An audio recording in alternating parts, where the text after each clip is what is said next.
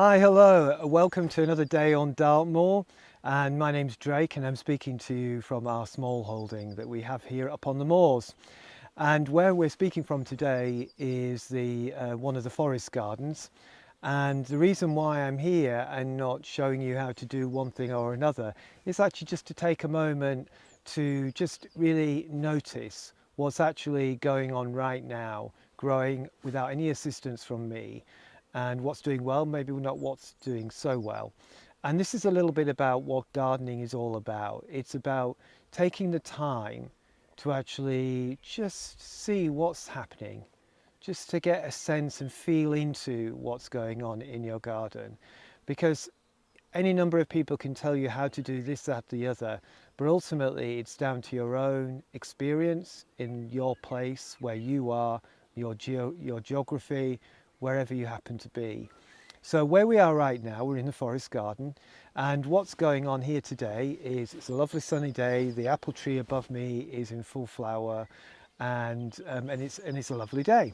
And I'm walking through here and I'm thinking, right, okay, what do I want to show you? Well, we're in a slightly shady area. So the first thing I can show you is where I've grown down here. Now this is a broad bean, and you can see how it's getting it's a little bit leggy because it's a little bit shady down here. But that's okay. It will still produce lots of beans. And you know, we have this idea that things sometimes need to be in full sun all the time. Well, from my experience, that's not necessarily so. And hey, even if you don't maximize your harvest, is that really the most important thing about gardening? To me, not so. To me, it's also just about nurturing life, seeing something going through its life cycle and enjoying that. So what else do we see going on in the garden? Let's have a look. So we've got down here, there's a whole load of rhubarb growing down here that's doing really well and getting nibbled at to no end by other insects. And let's get down here, shall we, and have a look and see what we can see here. So if I bring you in now down here, let's have a look in this area. One of my discoveries is that Sweet William does really, really well in a shady area. And that's, you know, I've grown Sweet William all over in the different gardens and all over the land. And it does the best here in this shady spot. And we get wonderful cut flowers from it, and it's great for insects, of course. They do really well. The other thing that we've got going on down here is we've got our garlic. Again, lots of garlic growing everywhere.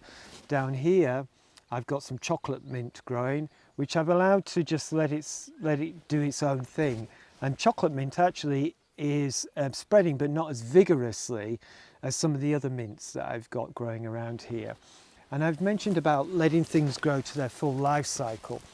And over here, if you can see, is a flowering of a Brussels sprout from a long time ago. At least I think it's a Brussels sprout. It's one of the Brassica family anyway. And you know, and it's lovely to see it, and it's got a lovely yellow flower, and you can eat it. So you know, you don't have to just go for the obvious thing like of having the Brussels sprout or eating the leaf. The flowers of a lot of our vegetables are completely edible and very delicious and beautiful, I might add. So what else am I noticing here? I've got a wonderful rowan tree that's doing really well. And then if I scan us back down again and across and down, let's see if you can see this. So these fellows here, so I use these in profusion. I just allow them to go mad. And they are alpine strawberries. And they do so well here. I'm going to take you over to another area over here where they do very well. Whoops, there's one of our hedgerows. So down here, so if you can see here, we've got masses and masses of them that are growing super well. And they're a perfect ground cover. And what I've done is actually I put weed control matting over this area, which used to be pasture. And then I planted a few of these, and then in the space of 3 years you can see how it's covered this entire area. This is a very dry area over here, and it's all along on an edge of a hedgerow, and it's super dry, and so having them growing here works really well. And I'm actually going to allow it to be a very dry and sunny spot because it's south facing. and I'm going to almost encourage that aridity, like have it be really dry.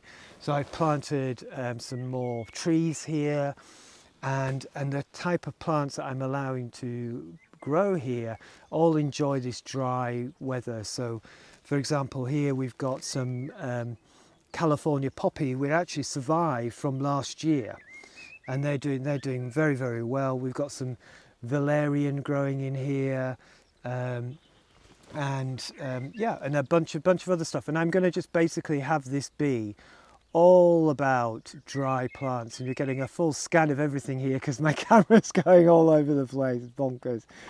So that's another thing that I've noticed about the garden, is like, where are the dry areas, where are the moist areas, what's the most obvious dry place.